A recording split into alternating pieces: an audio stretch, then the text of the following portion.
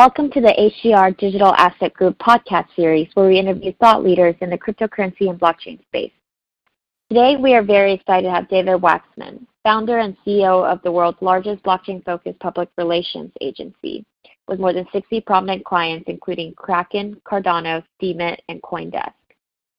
David, thank you for joining us today. We have some questions for you. My pleasure, and thanks for having me. So you ventured into the blockchain crypto space quite early in 2014 and would probably be considered a relatively early adopter. Can you tell us a little bit about your background, specifically how you identified blockchain crypto as a phenomenon and essentially became ahead of the curve? Yeah, so in 2014, I was working at another public relations agency in New York where I was leading the day-to-day, and we really didn't have a specialization. My clients previously might have been a billionaire real estate developer or a billionaire debt collector or someone developing commercial LED lights or someone developing next-generation cosmetics. There was no specialization. And it just so happened that being part of the kind of burgeoning tech scene in New York, I met the young CEO of a Bitcoin exchange called Coindesk in a bar in New York. And it turned out they needed to find a way of distinguishing themselves from all the other Bitcoin exchanges from all over the world, companies you may have heard of like Bitstamp and Coinbase. And there were a number of others that were upcoming that we kind of had a clue on, like Gemini, which had yet to premiere. So I started working with Coindesk, and I learned a lot about Bitcoin from that exposure. And working with the CEO, I learned about wallets. I learned about mining. I learned about all the other players in the space, trading. And as they've changed their focus from institutional trading to professional trading to retail trading, and they eventually exited to Kraken, I learned enough about the Bitcoin space to get very, very excited. So in 2015, at the behest of the CEO, I started taking some other clients on the side and accumulated a bit of a book working with a company called Airbits, which is a software wallet, a blockchain-focused VC, and Satoshi Labs, who created the first ever hardware wallet and the first ever mining pool, which is really exciting. So they make the Trezor and Slush pool. And working with those companies and a couple in the traditional fintech space, I premiered Wachsman in December 2015. We opened up our offices, and we've been growing ever since. I didn't expect to hear that kind of story, and it just goes to show with all these emerging tech trends, things are changing every day, and you really have to be vigilant about paying attention to what's out there. That's how you're going to see these new opportunities and new ventures come about. The fact is, because I had a professional reason to learn about the space, and then I obviously developed a personal interest too, I was able to go and look at this thing as a professional and see the huge holes that currently existed, or presently existed, I should say, in the blockchain space for public relations. There simply weren't a whole lot of professionals. There were one or two out there that were doing this, but they weren't able to do it at scale. And I could tell then that there was going to be massive growth in the industry. I would never, though, tell you that I knew it was going to be this big and this fast. That's something that happened later on. And I just happened to start a company at the right time in the right place with the right resource and the right background. And I've been very lucky as a result. So you've obviously had deep expertise in PR even before starting Wachsman. I would love to get your thoughts on how your experience with blockchain crypto startups compares with your work prior to starting Wachsman. In a sense, how is public relations for blockchain crypto similar to or different than traditional public relations? So I think it's actually very similar with one major exception. So let me explain a little bit of kind of how public relations works. We do something that seems a little bit boring. We help connect reporters, producers, bookers, editors with blockchain companies. That's what we do. We help clients tell their stories. We help them refine their stories. And we simply try to connect the dots. And we do this only in an earned media capacity. What that means is we don't pay for play by advertisements, try to influence things in that way by any means. We literally are trying to go and help convince an editor or a reporter that they might want to pay attention to this exciting story that's happening. It just so happens that it's coming out of the technology space. It's very, very complex. Sometimes it helps to refine the message, so this way when our clients are able to present themselves, they're able to do so in a, let's call it, more transparent and convincing fashion. But in the traditional space, that's kind of how it works too. So previously, I worked with a lot of startups that were trying to, let's say, raise their seed round, Series A, or Series B if they were more advanced. Or you'd work with a large enterprise or an established company, and you were doing much the same thing. You were trying to make sure that these companies could get their unique story out there, that people would listen to them, and that eventually, over time, a brand would be built. to the same principles apply. And that's why at Wachsman, what we do is we hire extraordinary public relations professionals, not blockchain-focused people. We hire PR people. We hire high-end reporters from the best publications. We hire people who are TV broadcasters, that is to say they were on-air as reporters or producers on television networks across the world. We hire these types of people to tell the story. And then what we do in-house, we train them on all things blockchain.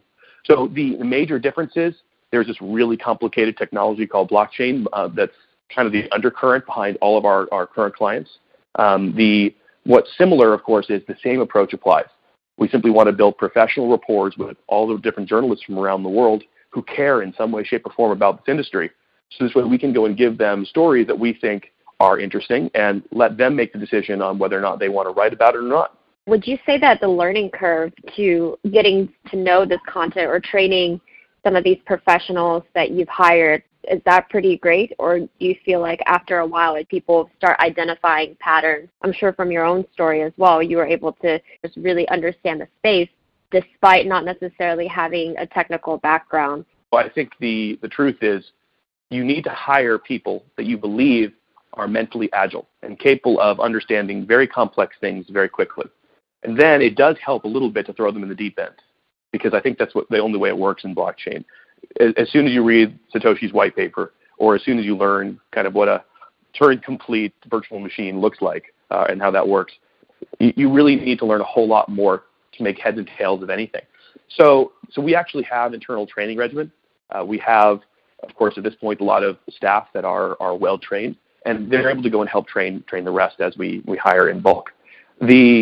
But yes, it certainly, there's a learning curve, and you can see it. The people who have worked for 6 months, the people who have worked for a year in this industry and at the agency have extraordinary experience and knowledge. And I think one advantage that we have, and I feel so lucky about this, is we get to ask any question we want, essentially, to any of our clients.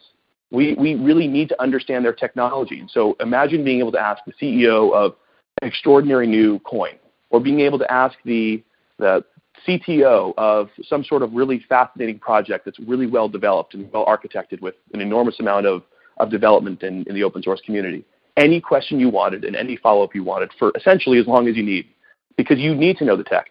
When you do that, you basically got yourself kind of a whole new set of professors that will teach you everything you need to know over time. And they have a vested interest in your success, because if you understand their tech better, if you understand their company better and their culture, you are much better able to communicate that to reporters on their behalf.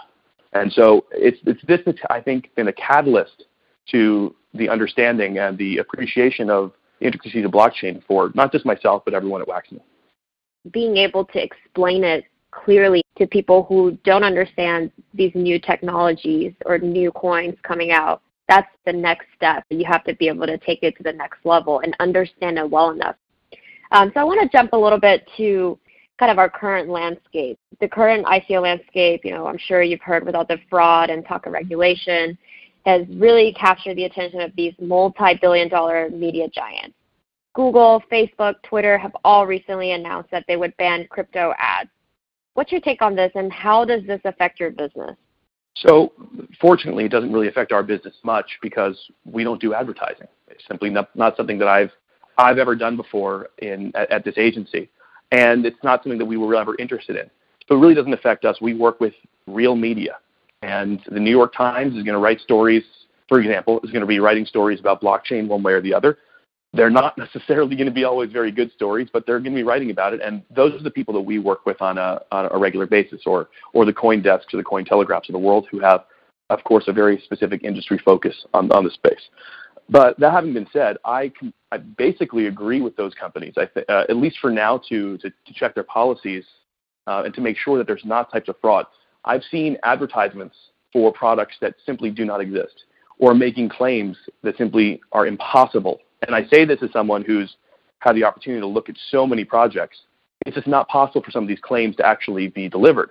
And I think that the amount of fraud out there, the actual amount of fraud being committed by people trying to put up ads and sell something that doesn't exist, that's not it's not acceptable. And I think it's probably very important for companies that have their own platforms that have a liability issue. if they're the ones helping facilitate fraud, to find a way to take that down. In the end, of course, there needs to be some sort of way to market real good projects and really good technology to people that are directly interested in it. And I'm hopeful that they find a way and that the industry evolves. So this way we can go and market great products. For instance, I'll give you an example.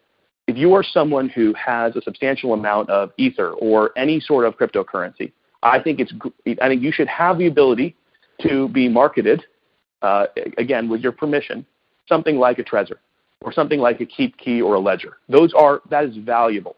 And I think that the fact that they may not be able to sell those types of things or put up an advertisement for that on Facebook or Google is sad. So I'm hoping that everything evolves in a progressive manner. I do feel like some of these moves that these media giants have been making will eventually help legitimize, and even with the regulations as well, it's only going to clean up the space, getting rid of all the bad players.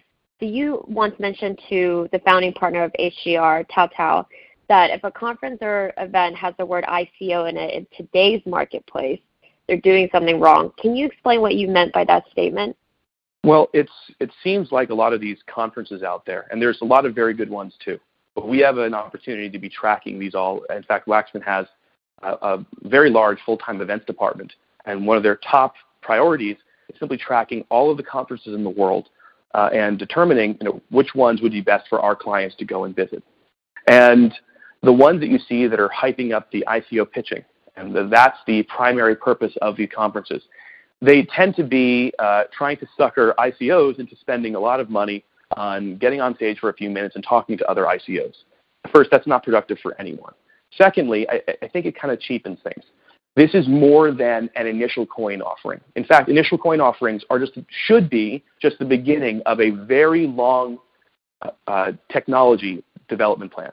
At the end of the day, the ICO is the beginning of things, and all of the attention, and too much attention in my mind, has been paid on that initial coin offering.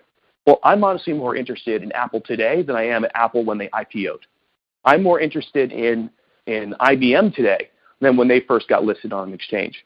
And the thing is, more attention should be focused on that, on not just existing projects, but let's call it developed technologies, rather than technologies that have yet to be developed, which in many cases have been ICOs historically.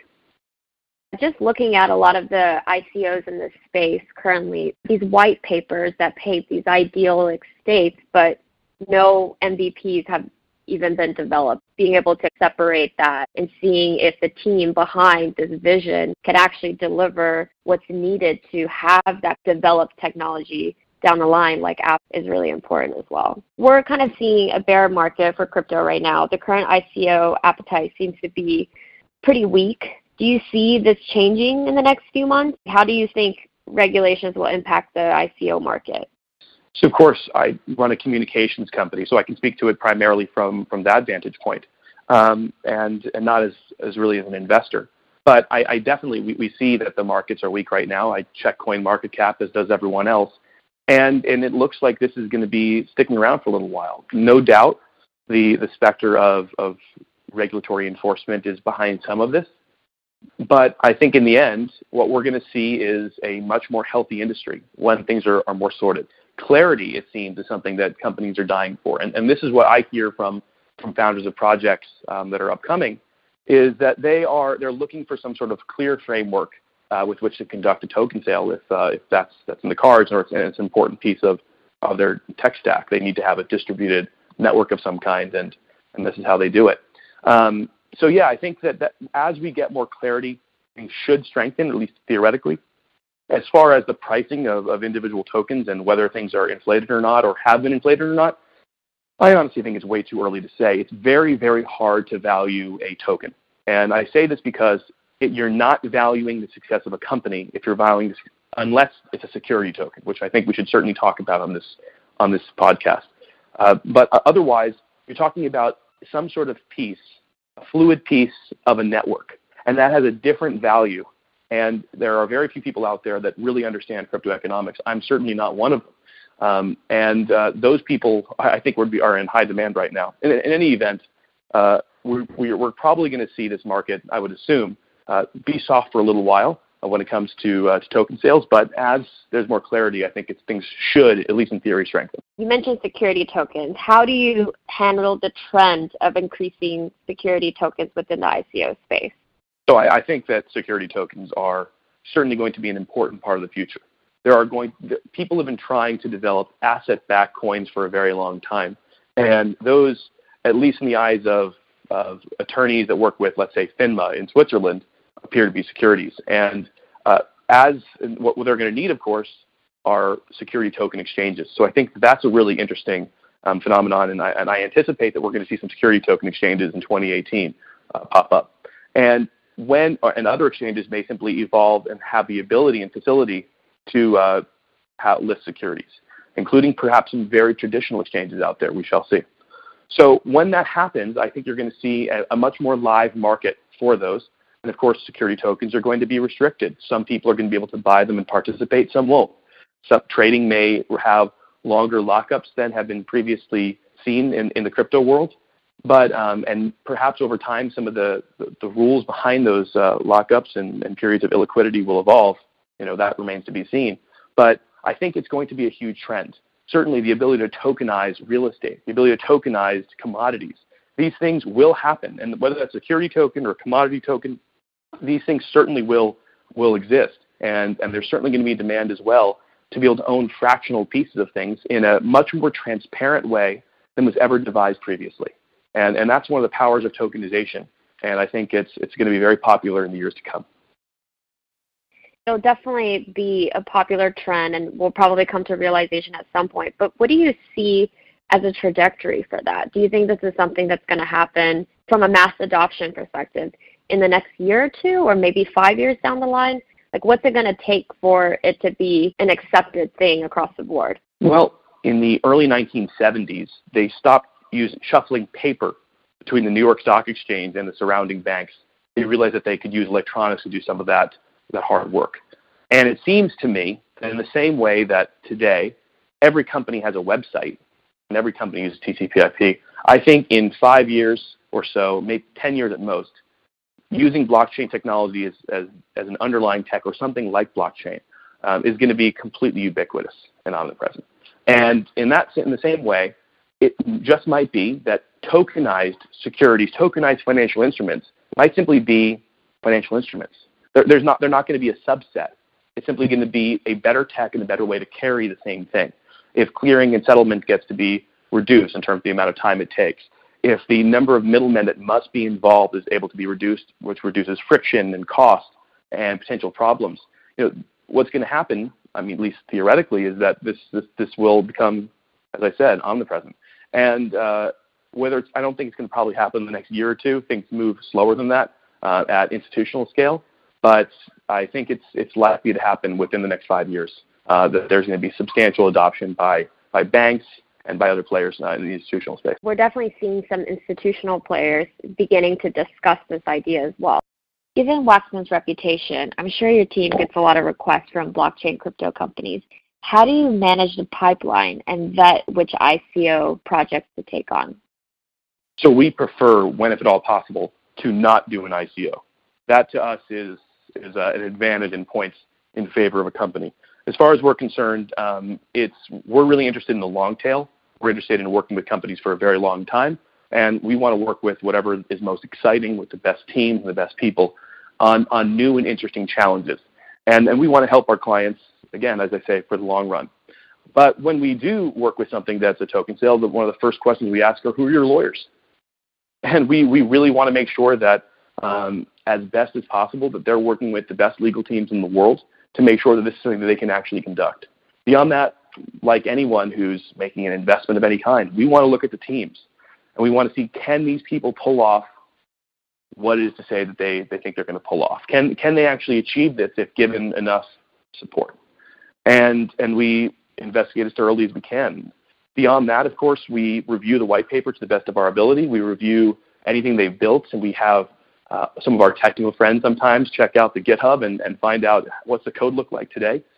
And after all of this is conducted, we're able to then determine which clients we're able to take on based on a couple other factors too. Is there a conflict of interest with any of our current clients? And beyond that, Is this something that our PR teams can actually go and pitch successfully? Is there going to be enough news over the next few months where we can really prove our worth, because it's important that we do? If it meets all those checks and we have the capacity, that's when we like to engage with the client. And fortunately, we've been able to work with some extraordinary companies for a very long time. The long-term value aspect is definitely important, especially if you want to build the next big companies of this whole blockchain crypto revolution. Wachsman is sort of the bridge between media and crypto blockchain projects themselves, which really enables you to have a unique lens on the industry, since you can see from both the inside and outside. Can you share broadly some of the interesting things you've noticed standing from where you are? So I think it's really interesting that the public in general is now embracing blockchain technology. And although one can say it's unfortunate, and perhaps it is, that it took a massive bull market to achieve this, the wonderful thing is people now on the street, reporters as well, they have at least a preliminary understanding of some kind of what digital money is, even if they don't understand inherently the full tech stack below. But at least it gets them curious. And people tend to be interested. This is the wonderful thing about blockchain, or I should say cryptocurrency, is that it's all based on incentives. And people now have an incentive to learn about how crypto works, how blockchain works, what separates, let's say, Lisk from Cardano and Cardano from ELF or any other project, right? This is a really, really interesting phenomenon, and it's happened very quickly. So, much has been said about the growth of the industry in terms of price. What isn't talked about as much is the growth of the teams. We're seeing much larger and more sophisticated teams over time. We're seeing an enormous amount of people with substantive backgrounds joining with the entrepreneurs and the visionaries that have been in this space since 2011, 2012, and together they're building some extraordinary things. Another interesting phenomenon is what I call them are second or third timers, people who have built amazing projects elsewhere and then at some point in time perhaps left it in very capable hands and are building something new. Oftentimes those projects are very, very exciting because these people have the technical chops, they've been through it before, and they've watched the industry evolve and have been a big part of this growth. So I think that's a really interesting thing too. Beyond that, from the media side, of course, you're seeing a lot more reporters focus on this space, or at least having a sophisticated understanding, because blockchain itself is such a horizontal technology that now it's a little bit everywhere. There's going to be reporters covering housing and insurance. There's going to be reporters covering industrials. There's going to be reporters covering, of course, financial services, but also things like social networks and gaming, and even something as crazy as fashion. There's some extraordinary companies pioneering in fashion meets blockchain. And those reporters, again, are gaining an appreciation of what this technology means, and are going to be sometimes detractors and sometimes extraordinary advocates for this great tech. Yeah, just the sheer accessibility aspect of this new technology has just been tremendous in the past couple of years. You can't open the news without seeing something related to blockchain or crypto or one of the new coins coming out.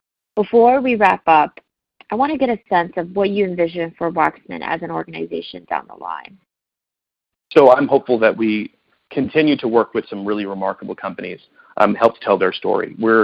We're always interested in learning about what's new, and we consider ourselves students of the industry and of these extraordinary professors that we're lucky to have access to first and foremost. So we expect that as the industry grows and it gets wider and wider and wider, Wachsman's not going to simply be a blockchain-focused PR agency, but a PR agency focused on extraordinary technologies. Because blockchain itself is evolving. You've seen that, for instance, things like DAGs, which aren't traditional blockchains, exist. We're seeing almost mesh network like blockchains or something similar to blockchain. Of course, permission chains, many people in the industry would agree, are not really blockchains the way as totally envisioned by Satoshi. And so there's all these other companies that kind of are blockchain-y, but not really blockchain. So I think that that our organization, at least I hope, will continue to grow, and we're going to grow internationally as well.